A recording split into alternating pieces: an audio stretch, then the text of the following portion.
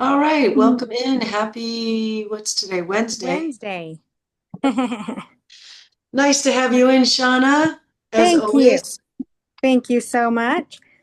How's your week been going?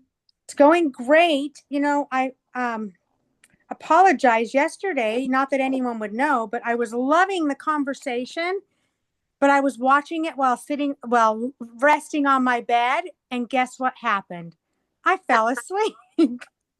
I woke up and the Zoom call was over, and I'm like, I have been waiting for this week to do it over again, and I fell asleep. So today I'm sitting down. I'm not in my cozy bed.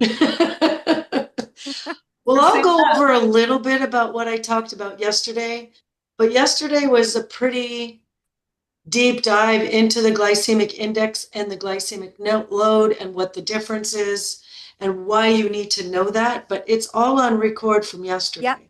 Yep. I'll go back and watch it. But So you I can, was looking so forward to doing this week over again. yeah, I really feel like this is one of the most important weeks. If you guys I agree. can wrap your brain around what macronutrients are, today I'm going to go over a little bit on portions, just in general. I don't want you guys to get, especially if you're brand new, please don't think you have to have all this memorized and know how many carbs to get and how many fats to get and how many proteins to get, all of the things I'm going to talk about today. This is just general information. So eventually, once you graduate and you're not journaling your foods, but you are going to be putting your meals together, you're to start to look at your food in different categories. So again, I'll go into that deeper today. Um, but for those of you brand new, don't feel like you have to know how much fat you're having. Just stay in your calorie zone that we've given you, and I'll give you whatever feedback. If you are getting too much or not enough of any of the macros, I'll let you know. But I really don't want you guys to work to worry about that. Um, okay, Evelyn, I'm guessing said that. John is Evelyn's husband, so I think she's on his Yeah, I stuff. think that was the case because I didn't know who John was, and then she finally said, Uh-huh. Yeah. "Yeah." Awesome. Well, I don't care how you show up or whose computer you use, as long as you're here, I'm happy about that. So that's a good thing. Let's see here. Let me get ready to share my screen.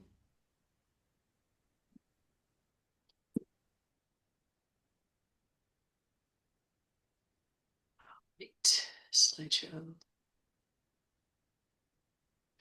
All right. So this week, we'll be talking about why diets don't work and what does. So we're going to go into some diets and all the things that do work. So let's see. I've got some shout outs and some funnies.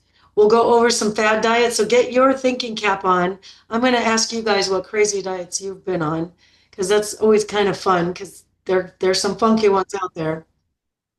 Um, we'll go over some common diets and why you should know, because you really should have a kind of an idea because there's so many foods packaged as, paleo friendly, keto friendly, Atkins, low fat, all the things. So we need to know what that even means. So we'll go over that. I'll talk about how to put your body in a fat burning zone. We'll talk about the different fat burning foods. We'll go over macronutrients and their portions, as I mentioned, um, and then we'll go over a little bit of mindset because that's important as well. And then, of course, we've got Q&A. Now, it's a small group from what I can see today. Um, but if you want to mute Asshole. yourself now and then unmute to ask a question, that would be perfectly welcomed. All right. So let's see. All right. So I thought I found some funny memes for you guys to to enjoy. There's so many diet memes out there. I thought you guys could relate on one way or another with some of these memes. But I do have some shout outs while you're enjoying those. We've got Deb um, is down. What did I write? She feels really good. She's down in her weight. I didn't write the number. I don't know what I meant there. But her clothes are fitting all better. So that's just the best feeling.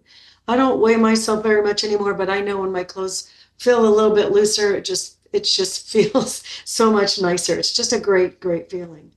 Latanya, she's down 10 pounds. Her gut has improved a lot. No stomach issues, which was the purpose of her joining this group. I got two Ginnies. The first one's down 6 pounds. Her sleep has greatly improved.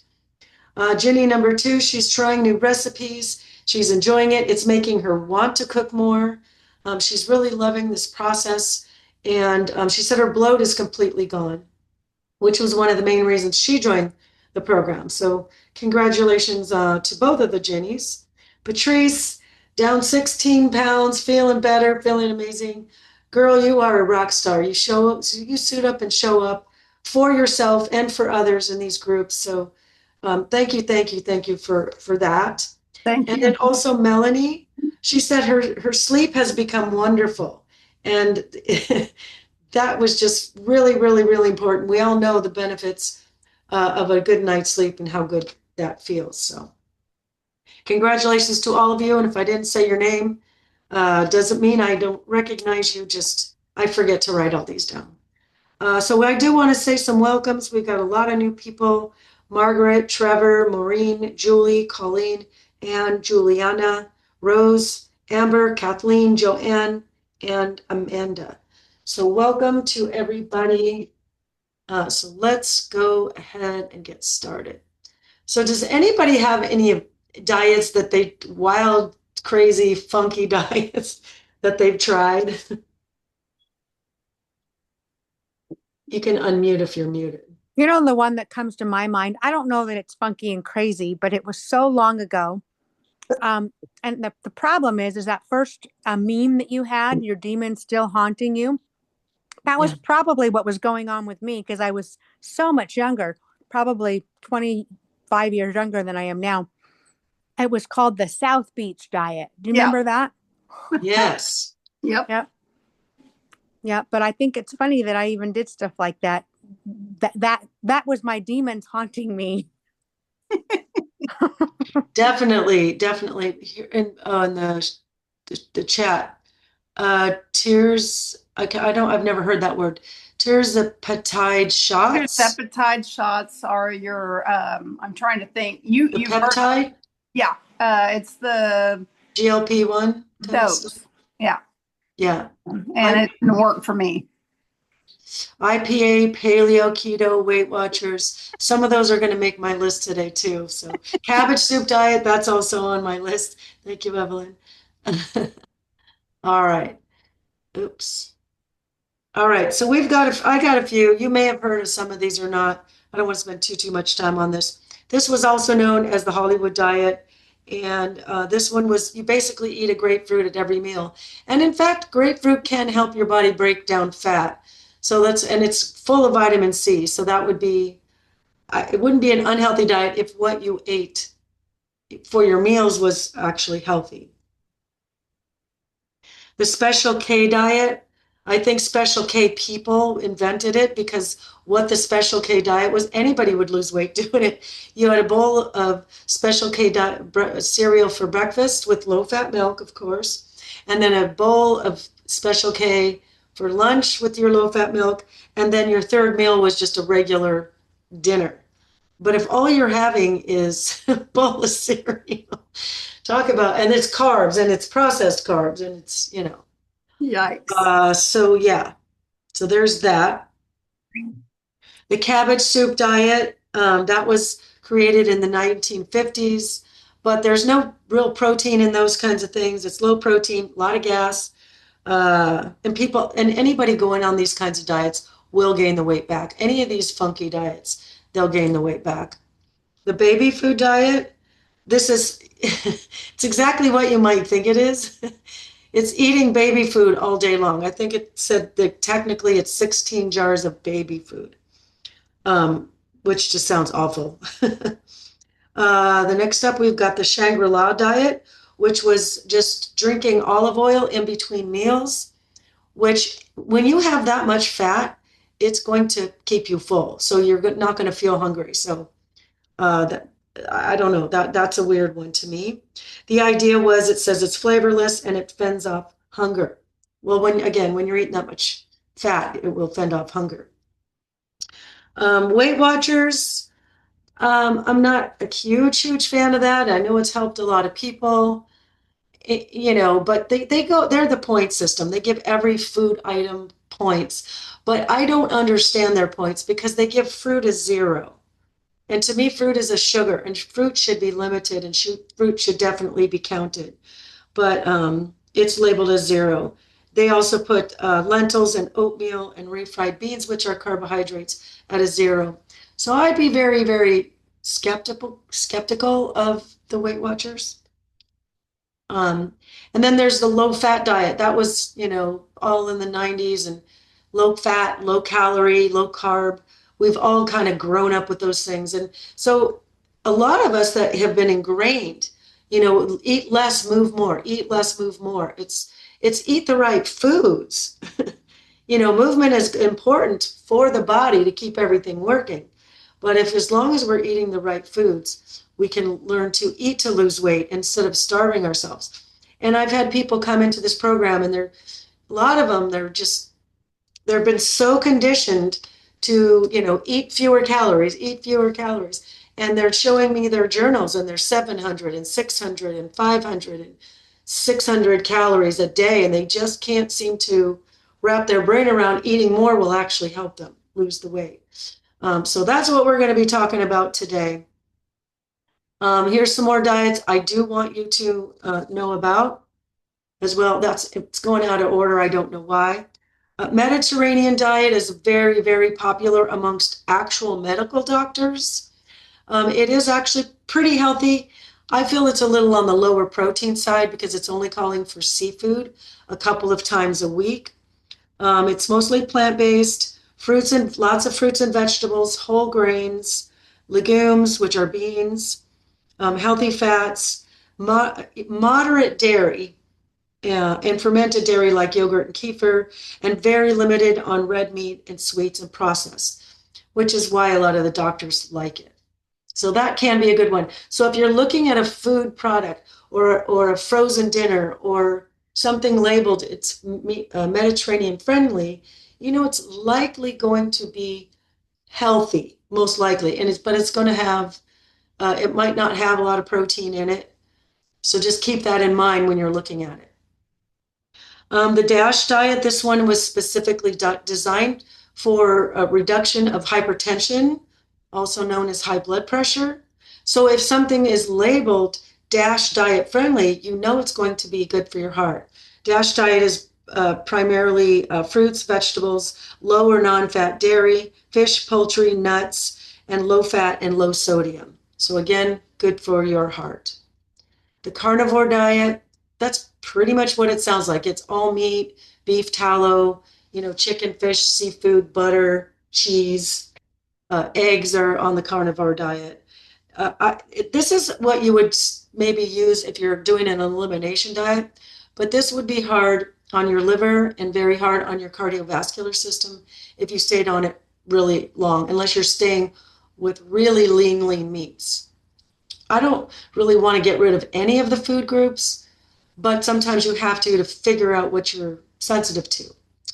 Now, Atkins is the next here on the list, and I have a picture of Atkins bars here. So this is why when something is stamped Atkins, like a bar or a frozen dinner, understand that Atkins is a low-carb diet. So understand that you will be getting probably a good amount of fat and very low, if not any carbs. So just know that if something's stamped Atkins, it's going to be very low carb and probably higher fat.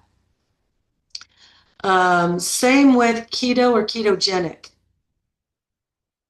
Ketogenic.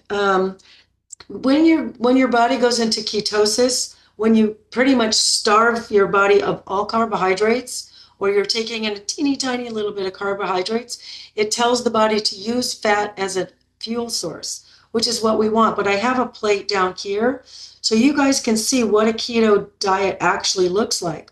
It's 65 to 70% fat So you practically have to be drinking oils to get to ketosis. That's a lot of fat. 70% of your whole diet has to be fat for your body to get into ketosis.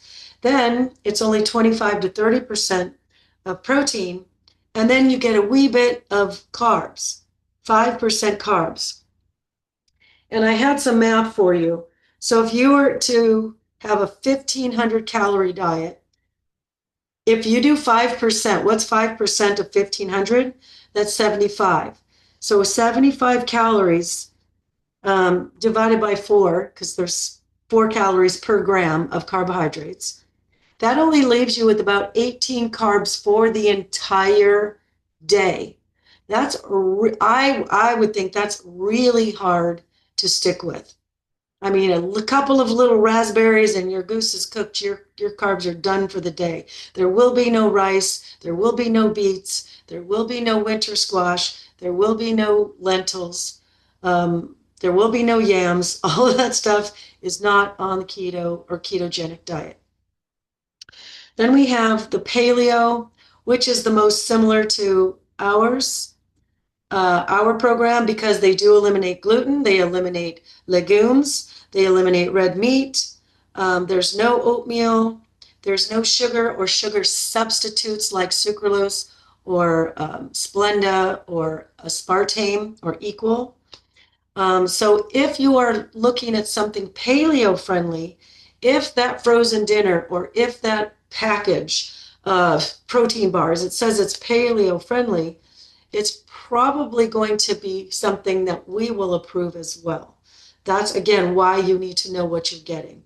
And I have this picture in the corner, these two little cave people sitting around eating chicken. Paleo diet is eating how the caveman used to eat. It's Paleolithic. There was no grains, there was no breads, there was no rices. They didn't have farming industry like that back then. It was berries and it was go catch a chicken or kill a dinosaur. And then we have the low glycemic diet.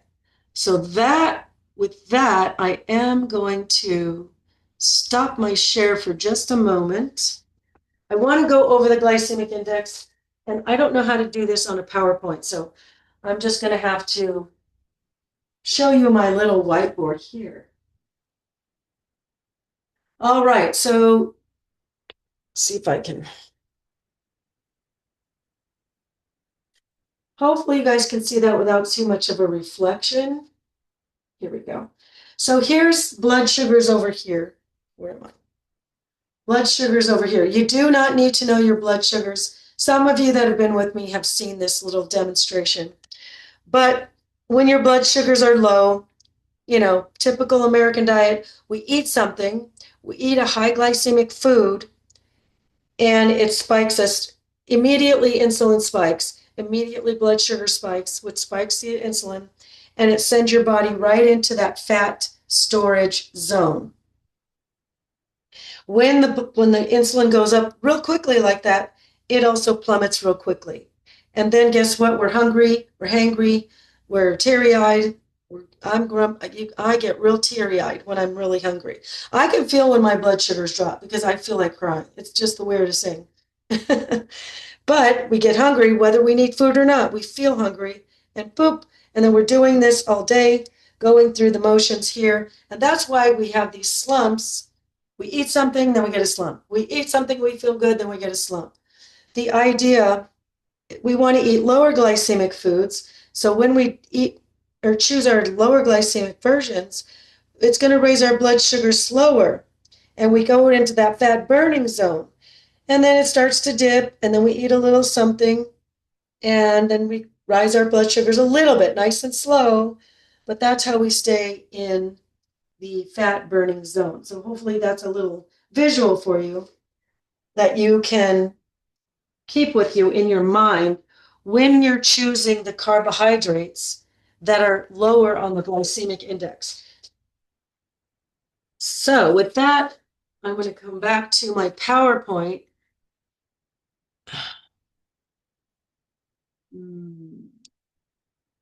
All right. All right. So the low glycemic, let's go into the low glycemic. diet a little bit more.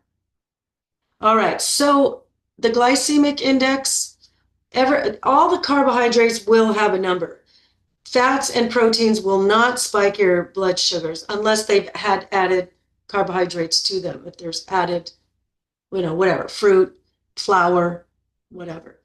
But what you're looking for, you want 55 or lower would be considered something that's going to put you in the fat burning zone. If we start going much higher than that, that's how we get stuck in that fat storage zone. So we want the number to be below 55.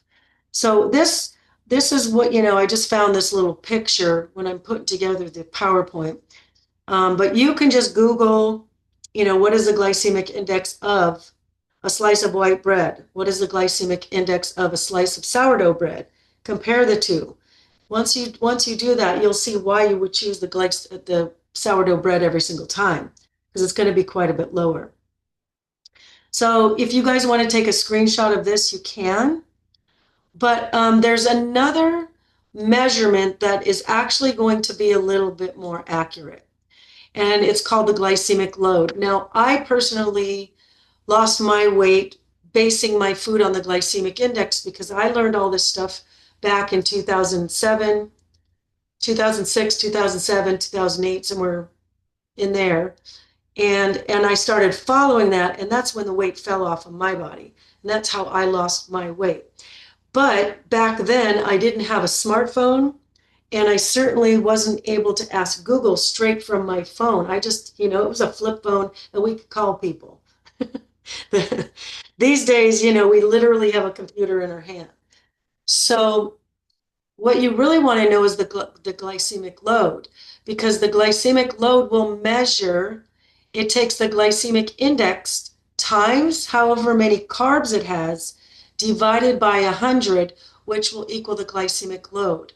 So this is why the glycemic load is a little bit more accurate, because I'll tell you what, when I was writing my books, I was going online and Googling, what is the glycemic index of, this? What is the glycemic index of that? What is it of this, that? And so, of course, I get to spaghetti, and spaghetti came in at like a 55. And I'm like, I thought spaghetti was fattening. I've been avoiding spaghetti like the plague. Well, as you can see in my example down here, yeah, it has a glycemic index of 55, which is considered low, but it also has 43 grams of carbohydrates. So when you take that number, 2,365 divided by 100, it gets you to about 24. Your numbers for glycemic load, you want it under 10. Under 10 is a good glycemic load. 10 to 20 or 11 to 20 is medium, like, that's a sometimes food.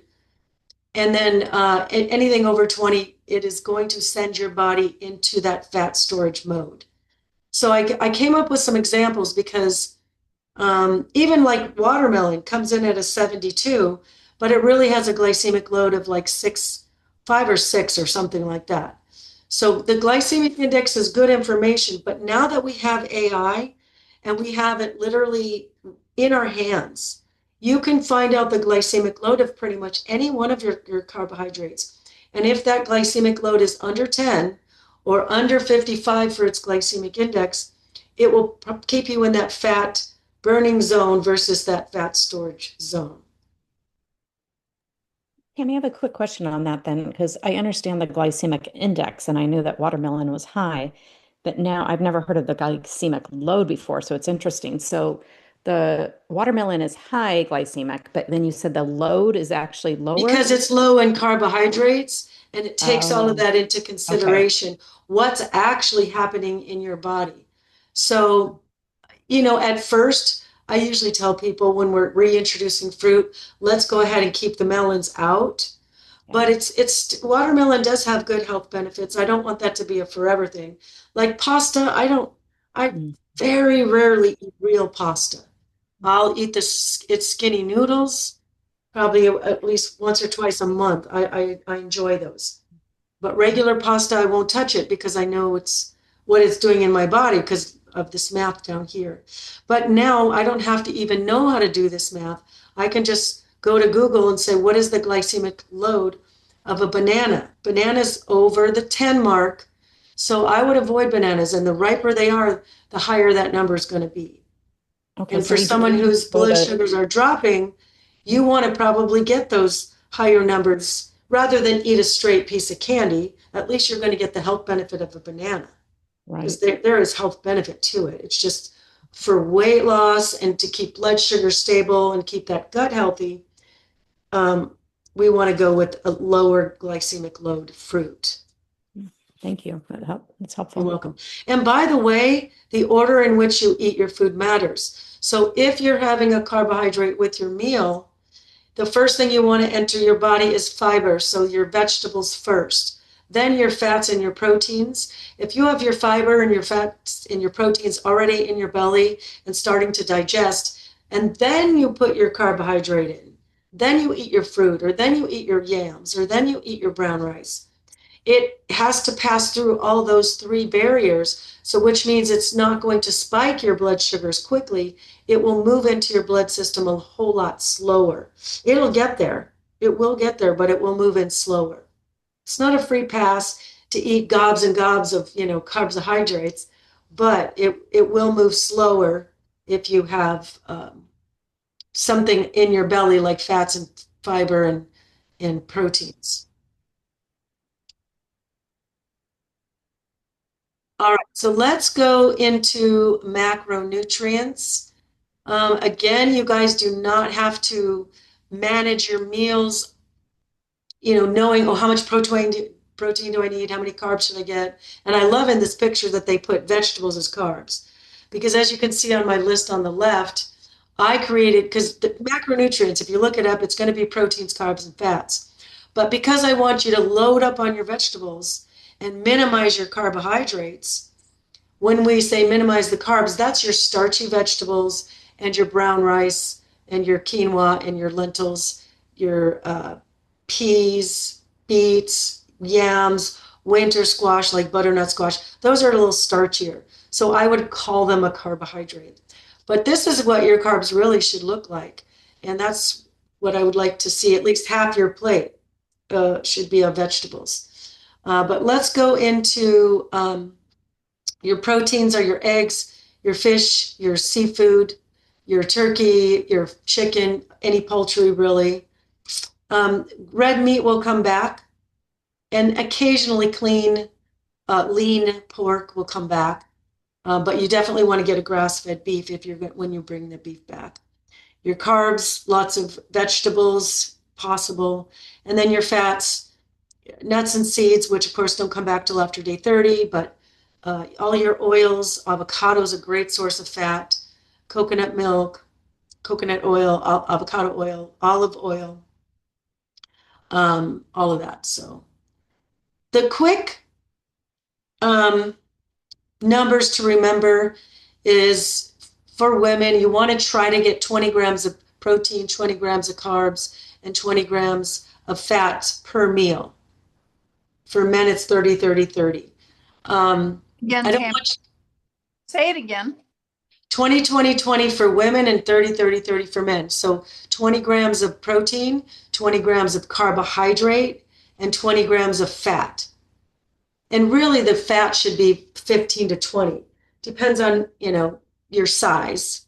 You might go a little higher, especially if you're active. But again, this is very, very general numbers.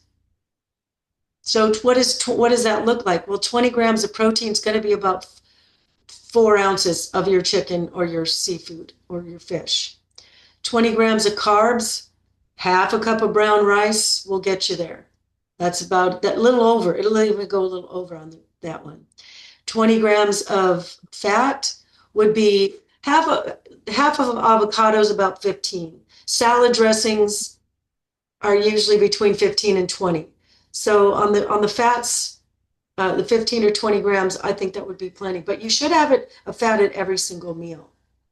Quarter cup of nuts is about 15 to 20 grams, depending on the nut. Oils, a tablespoon of oil is going to get you there as well. between 15 and 20. So let's, oh, that's per meal. Yes, not a day per meal. All right, so let's go over portions just so you guys have a real clear idea on what that even looks like. So once you graduate and you're not going to be reporting to me with your calorie counts, if you want to try to do stay healthy without counting calories, this is how I taught my clients before I got connected with Dr. Infantino. And this is something you may choose to do once you're done with the 12 weeks.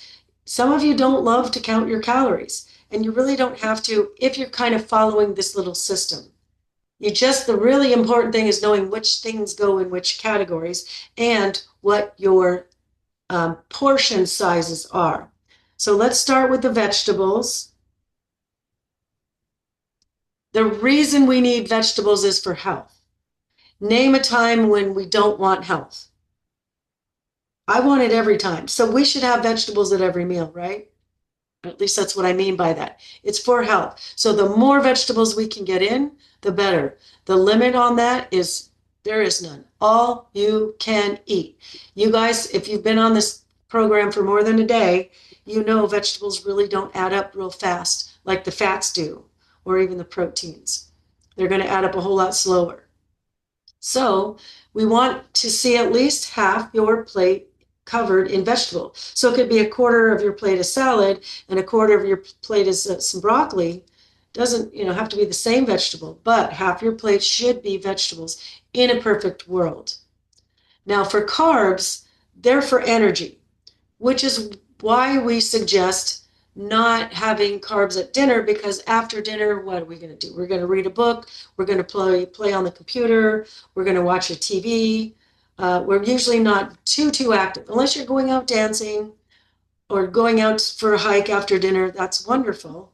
Then yeah, have your carb at dinner. So what is a serving size? Half a cup. And as you guys know, it's up to 2 meals per day.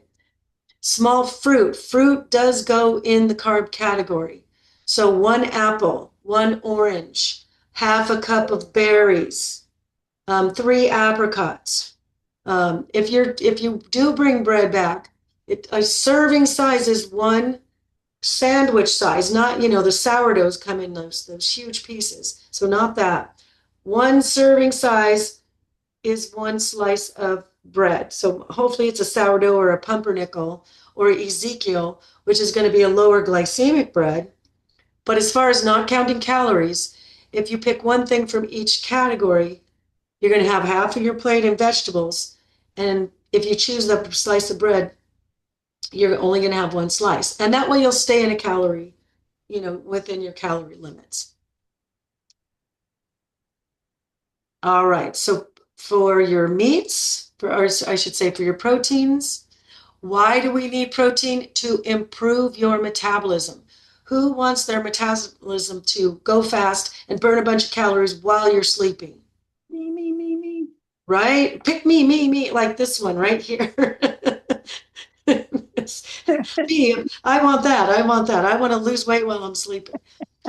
So basically for women, it's about 4 to 5 ounces. Or if you really want to know how many grams of protein you should have per day, take your ideal weight, not the weight you are, but your ideal weight. So for a woman, 130 pounds, it adds up to be about 91 grams of protein per day. So if you divide 90 by 4, so each of the 4 meals, say you had 3 meals and a snack, you want to get about 25 grams per meal or per snack. Yeah, just like it says here. All right. So that's kind of your portions on that. So there's that. And then fats. You do need fats at every meal. Number 1 is it helps reduce cravings. How it does that, several ways. Number 1, fat is it helps us feel satiated or satisfied. It helps us feel full. But the other really important piece of why we need fats at every single meal is because fats help your body absorb your fat-soluble vitamins. Your fat-soluble vitamins are vitamins A, D, E, and K. if you have this beautiful salad and it's got purple cabbage and red bell peppers and dark green leafies and orange carrots and all the pretty colors of the rainbow, but you're not having any fat with that because we were told to have fat-free salad dressing. You know, back in the day when everything was fat-free, we're not absorbing any of those vitamins. And now, God, I want something. I want something. I want something. I'm craving because I didn't get nourished, which is why it's important to get a fat at each of the meals, especially when you have a nice healthy meal. This is why when we eat fast food that has zero nourishment in it, even though that meal was 1,000 calories all by itself, an hour later I want something because I still didn't nourish my body. I still didn't get any vitamin A. I didn't get any vitamin C. I didn't get any vitamin E. I didn't get any vitamin Bs. I got nothing. So I'm craving. So we want to get a fat at every meal. So what does a serving look like? Half of an avocado, that's about 15 grams, 2 tablespoons of dressing, tablespoon of oil, 1.5 of butter, 2 tablespoons of nut butter, quarter cup of nuts. Egg yolks are 5 grams of fat each. So just keep that in mind. If you're doing some egg whites and some yolks, that way you can manage it if you're trying to not count calories. Or 4 ounces of salmon. Salmon and eggs are both a fat and a protein. So is dairy, by the way. If you choose to bring dairy back, it's a fat and a protein. Unless you get fat-free dairy, then it's just a protein. Or low-fat dairy, then it's just that. So before I go into this, if you pick one thing from each of the 4 categories, you might choose to not choose something from the carb category. But if you pick one thing from each category and you stay in portion control, your calories should work themselves out. That way, eventually you will not have to be counting calories. So what happens when we go to the restaurant or and it's a dish like the one in front of us that has a bunch of items on it? How do we handle that? So for me, and this is the only way you're going to do this is practice. So if you want to start to learn to work this system, to how to work the system without eventually, if you're kind of on your way out of this program and you really don't want to keep counting calories, start by labeling. And you guys can do that, especially if you're still training with me or still coaching with me. Label your food choices, what they are. So a V would be for vegetables, a P would be protein, C would be for carbs, and F would be for fat. So once you start teaching yourself to look at your food in a certain way, so when I look at this thing, I see a protein on the top. There's all that chicken. I see a nice fat there with all that avocado. There's carbohydrates with that corn. I don't know what this orange stuff is. I really don't know what it is, unless it's like one of those orange tomatoes. If it's a tomato, then I would call it a vegetable. If it's on a bed of lettuce, I would call it a vegetable. So if I'm going to a Mexican restaurant and I'm going to order, say, the tostada salad like this, I would tell the waiter, I'd like the tostada salad, but can you hold the shell? That way they put it on a bigger bed of lettuce. And hopefully it's romaine with some shredded red cabbage and maybe some shredded carrots. That's wonderful. The pico de gallo, which is just diced tomatoes and onions and cilantro, wonderful. That's all good. That's on the all-you-can-eat list. So then they say, would you like shrimp or chicken or beef? And I said, well, I'd like chicken. Okay, there's my protein. So far I've got my veggies and my protein. I see it comes with guacamole or sliced avocado, but it also comes with sour cream and cheese. What's the rule? We pick one thing from each category. We all know that the sour cream and the cheese are not as good of a choice. So ultimately we choose the avocado or guacamole. But on occasion you might choose, you know what, I just want the cheese this time. Then you have to skip everything else to stay in your calorie zone, so to speak. Calories, we got the proteins, the fats, the vegetables, and then the carbohydrate would be the tortilla, but we don't really want to do that because usually those are not so good either. So that's kind of how that works, if that makes sense. And lastly, mindset matters. So if we're looking at our foods in thinking about how they affect your body, and one of my clients just mostly recently said, if I think in a certain way, if I think like I'm a diabetic, and you know who you are, you're on this call, and I'm like, but if you start to look at your food like, oh, there's a protein, there's a fat, that's a carbohydrate, that's a fat, that's a vegetable.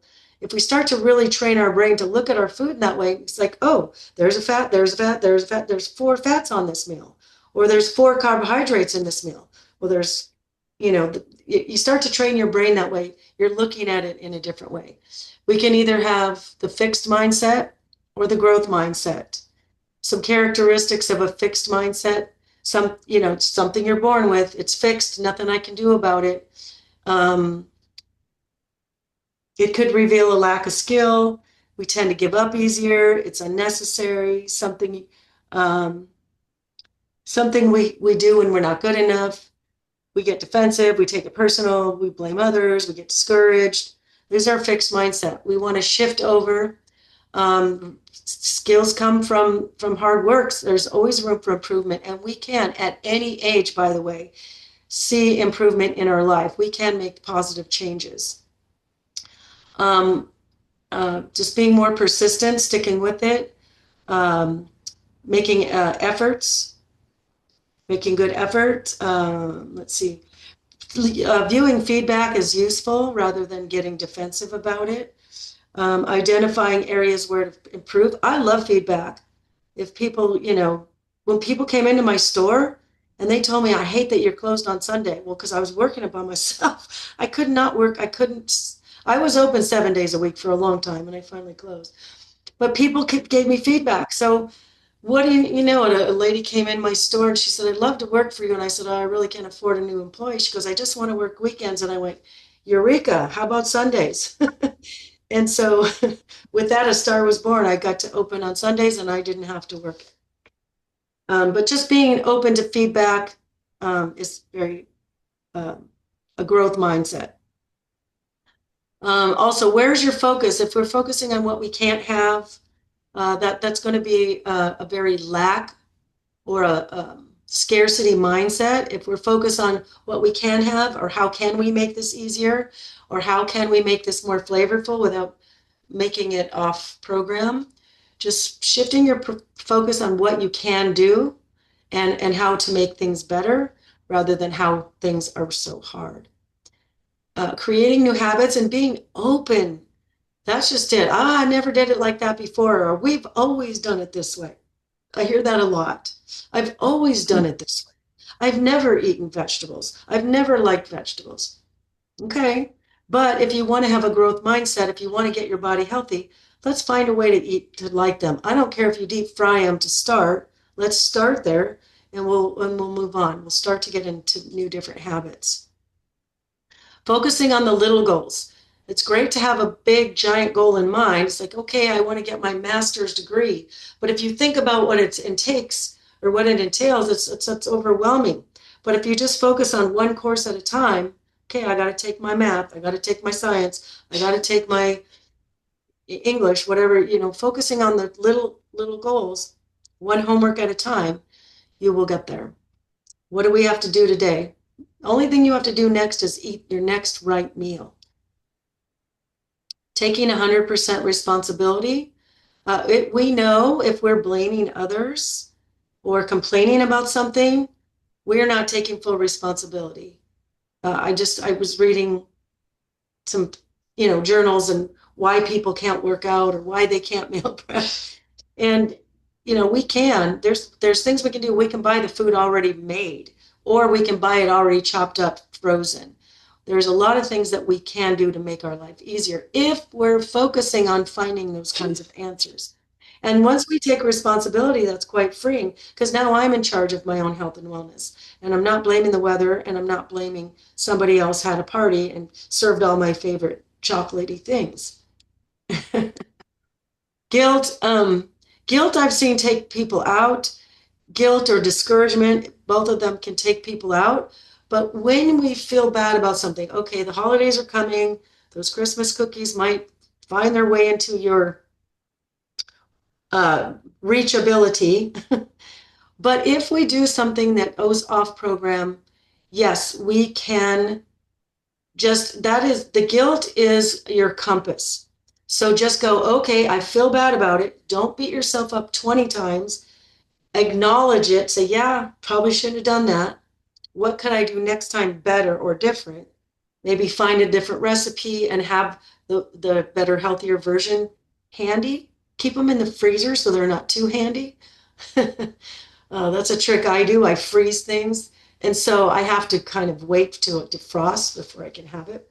But let the guilt be a compass rather than a constant mantra. Oh, you idiot. Why did you eat that? Oh, you idiot. And like, doing, doing, doing, doing.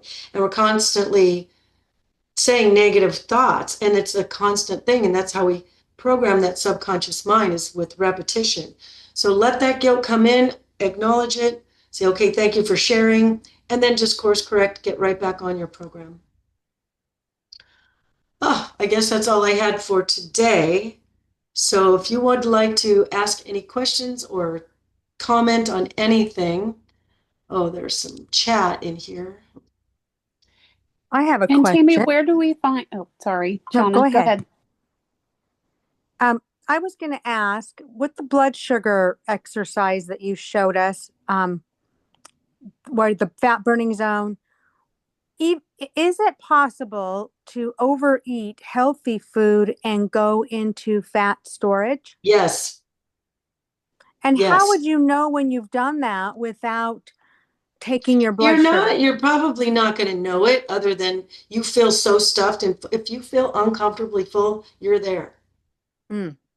If I mean, and I'm thinking like how that feeling you get on Thanksgiving, like that Thanksgiving, like it's if for whatever reason, I guess because that's how we were raised, it's a free for all. Calories don't count on November, whatever it is this year. 25th. But Yeah. right, okay, so you can eat too much chicken and broccoli and then your blood sugar levels can go up too high. I don't know that will spike your blood sugars. I think it can, but I'm not 100% sure on that. Okay. But obviously, you're going to overload on calories. So at this point now, if we've taken in 1,000 calories in a meal, even if it's all healthy, which means it's a lot of food, which means you're probably stretched to the gills, you're taking in a lot of calories. So imagine if you're at camp, if you've ever been to a camp and you have a campfire and you're throwing kindling on there and the logs are this big and you keep throwing that on every couple of hours, it burns and it's lovely and it's a big nice fire and it roars and then it goes back down again. You throw some more kindling. Now you take that same fire and you plop this big giant log on it. What happens? It takes forever to burn. It slows the metabolism down and it's not going to burn up really, really fast. So I'm a believer of a bunch of smaller meals per day might be more efficient for keeping up a good metabolism than having one meal per day with a big giant log on the fire. Mm-hmm. Yeah, that's a good analogy there. Okay, That cool. being said, if you do that once in a while where you do an intermittent fasting and only do one meal at the end of the day or whenever part of the day you put it, because it's a shock to your body, it actually could serve you. But if that's kind of your routine, you don't ever eat breakfast and you don't eat till 1, 2, or 3 in the afternoon, then your body adapts and then it will slow the metabolism down. Mm-hmm. Okay. All right. Just curious. Thank you. Appreciate it. Hey, Tammy, this is Russ. Hi, Russ. How's it going? Good. How are you? Good. Just had a question about nuts. I know you mentioned at this point we can have a half cup of Quarter cup. most. What's that? Quarter Quarter cup. cup. Sorry, of most nuts. But are there some that you really should not have at all? Well, he wants you to, his preference is macadamias and walnuts, and they should be raw and they should be organic. Okay. I have no problem with pecans or cashews. or pistachios or some of the other nuts. I would stick with raw and organic when possible. Almonds Right. are healthy. They have a lot of good health benefits too, but the skins of the almonds can have lectins, which can have a bit of an inflammatory. So if Mm. you can get the skinless ones, which might be a pain in the butt, or you can soak them and Right. skin them yourself. That Well, that's would what I was be going to ask you if you could if you're soak them splitting and then, hairs, it's kind of a thing. yeah. So if you soak almonds and then put them in our air fryer and roast them, does that You just help take or the is that skin off. That would be great. so the skin, no matter what you do, The skin is is what fine? has the lectins in it. Oh, okay. That's the inflammatory part. Okay. But you're saying cashews are okay then, Yeah, they as have long as more they're carbs than all the other nuts, but yes, raw. Okay. Sounds good. Thanks. you're welcome. I don't know what you needed to hear, Patrice, but I'm glad you heard it. She said that. What about someone's asking about oatmeal? Oatmeal's not on the menu yet, although it's the lesser of most evils. So we could talk privately about that for you because your specific condition is different than pretty much everybody else. But book another call if you need to, or send me an email and we can have that conversation there. Oatmeal is not gluten.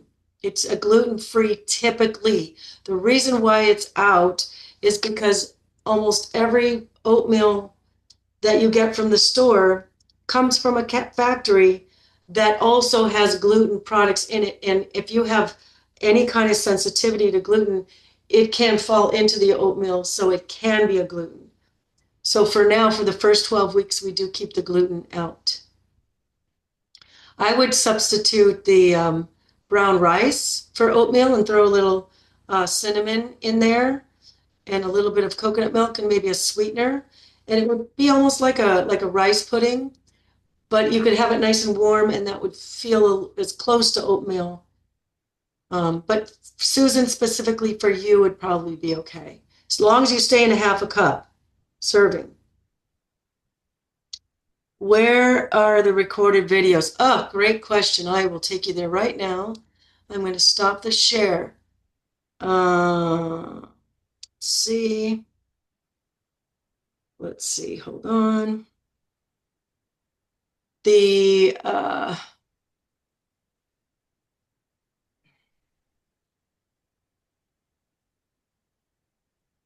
okay. So when you go into the group, drinfantino.club, this is where you're going to find all of the recordings of the past. So yesterday I talked about how to put the body in the fat burning zone, and I did a much deeper dive than I did today on the glycemic index and the glycemic load. So if that's interesting to you and you really were not grasping everything I said today, you definitely want to watch that because I spoke about it for about 40 minutes. So Okay, versus the 10 minutes I talked today. Um, awesome. Thank you. uh, Monday, I went into the different kinds of diets, but this is where you're going to find them. Now, on the left here, if there's a topic that you want to really learn more about now, because all these topics will come up every 12 weeks, but if I just did it last week and you're brand new, it's not going to come up for 11 more weeks. You want to learn it now, you're more than welcome to go back and listen to an old one. Okay, thank you. You are very welcome.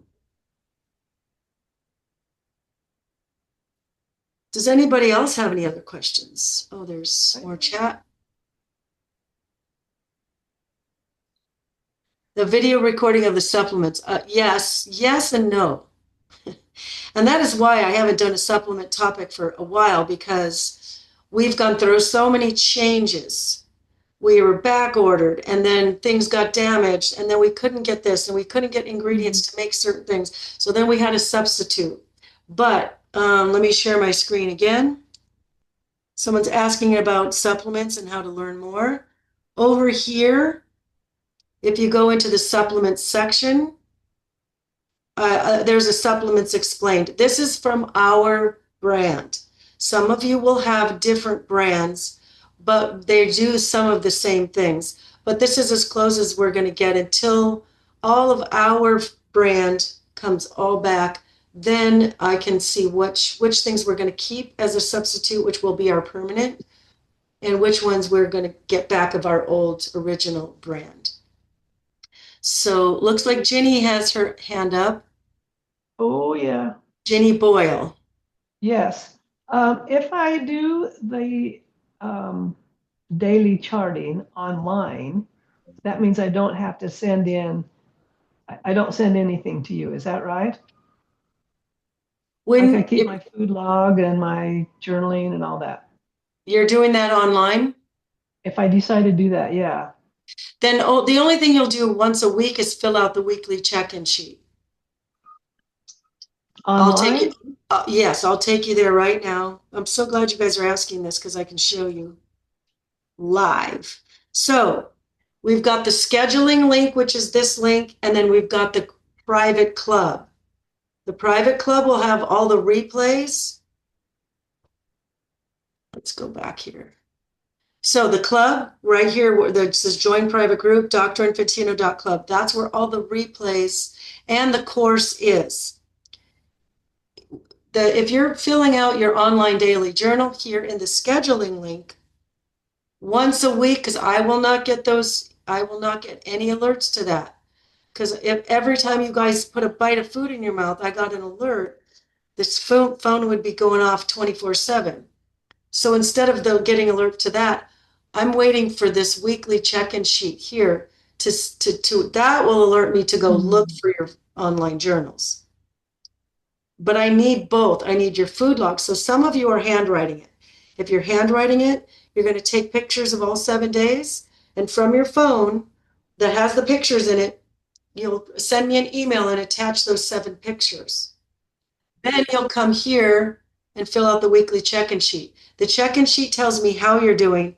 Your food logs tell me what you're doing.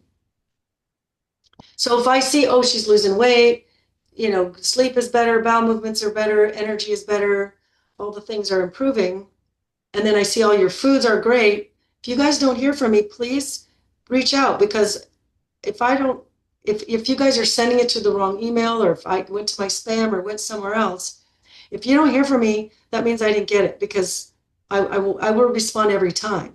So something went wonky if I didn't respond. So weekly check-in sheet is once a week.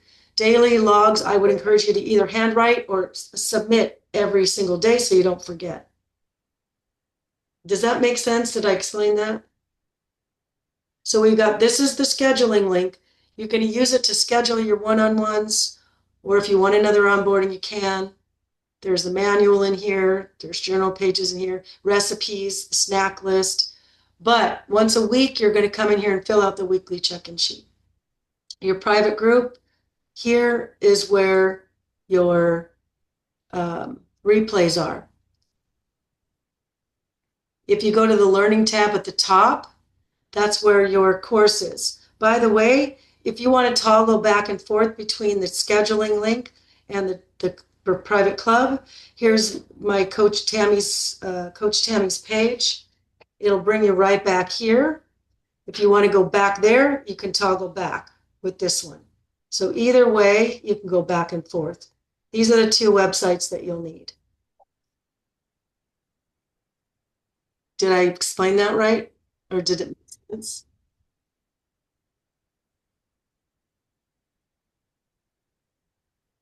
Hopefully so.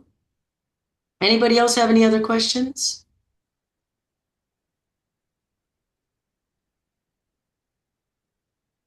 The sheets daily, please do not send me the sheets daily. Please do not do that. I will be so confused if you do that, because I need to see a week's worth all at the same time. Thank you, Susan, for asking that question, because some people do that.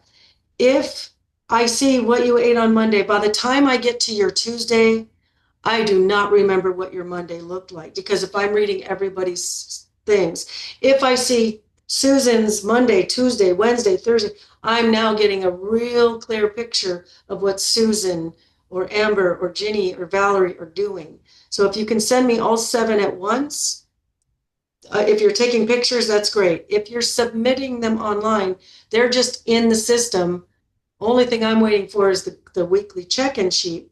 That's going to alert me to go look for your food logs. But I really would like to see at least 5 to 7 days at once. Because if you're sending it to me daily, it's one day. It doesn't really give me a full picture. And I will not remember. You guys got to remember I'm reading them all day. So once I've read yours and gave you feedback, I don't remember what you had for breakfast. I really don't. I don't remember what I had for breakfast. Much less, I mean, actually I do because I have the same exact thing, but my dinner is always different. So you know what I mean. You know what I mean. Anyways, so hopefully that explains it. Is there more chat?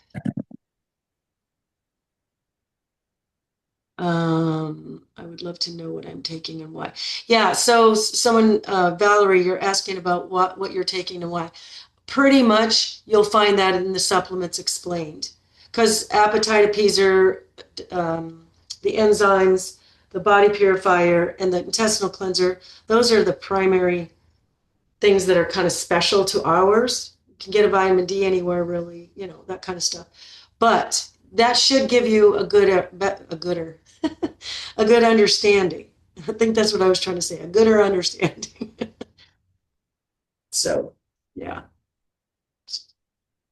If you guys have other questions that are not related to the glycemic index or macronutrients, I'm happy to answer those for you as well. Otherwise, I thank you all for being here. Appreciate your questions and your input.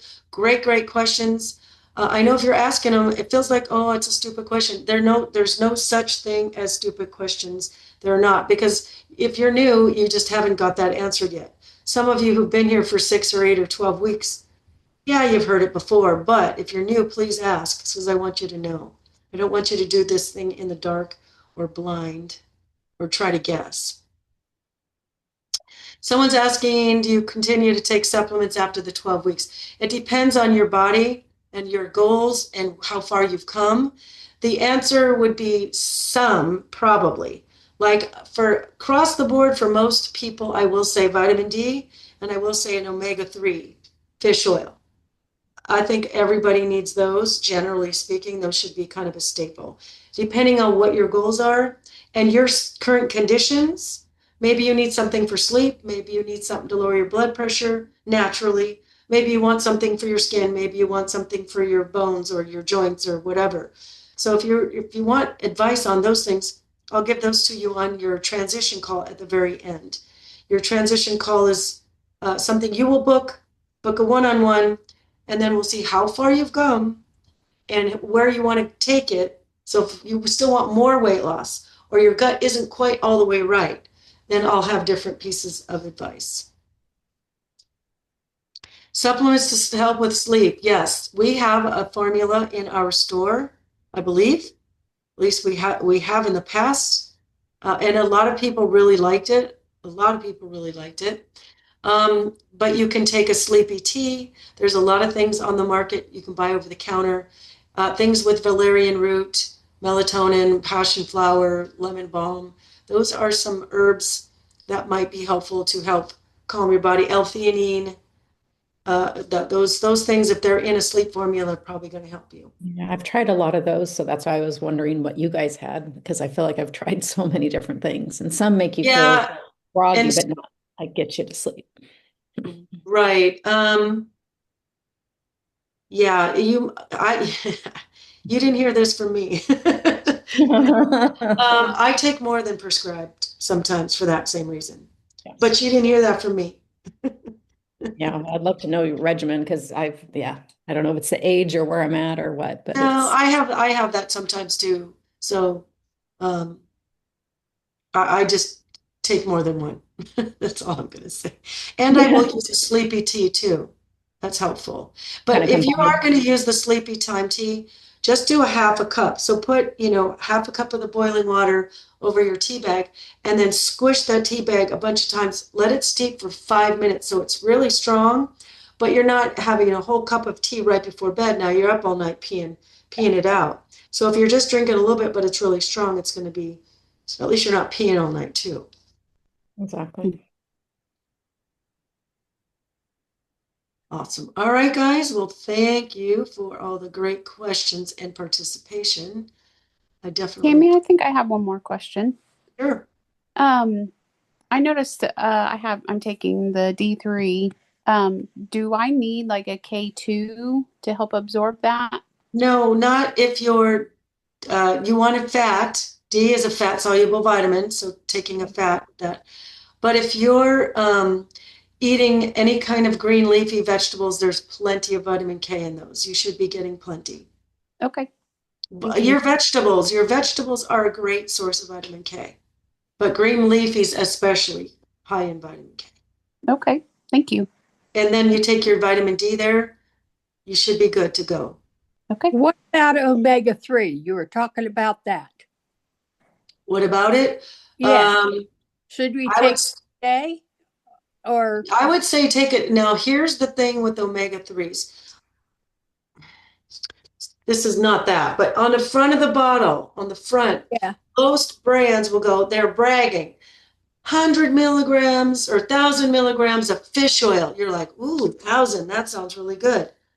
I really don't care how much fish oil's in this thing. I want to turn it around. I want to look at the nutrition facts. How much omega-3 is in that 1,000 milligrams of oil? Okay. That's what we really want to know. Now, if it's 1,000 milligrams of omega-3, now you're talking. Now, that being said, if you are super inflamed, you want to take 4,000 milligrams, maybe even 6,000 milligrams for a super inflamed body for a little while. You'll go broke doing that. It's not cheap Right. to do. But it's definitely, if for a short period of time, if you have a lot of inflammation in your body and you want it to come down, it's kind of a setting point. You want to take 3 or 4 or 5 or 6 of those 1,000 milligrams of omega-3. Okay. That's what you're looking for on your labels. But 1,000 of omega-3, generally speaking, is pretty close. 1,000 to 2,000 milligrams, or 1 gram to 2 grams. Okay. Thank you. You're welcome. Oh, you're a nurse. You're going to know what I'm talking about when I do the conversion. Yeah. Once a nurse, always a nurse. Yeah. I'm So you'll retired understand nurse. those conversions. Yeah. Yeah. All right, guys. Well, thank you for joining.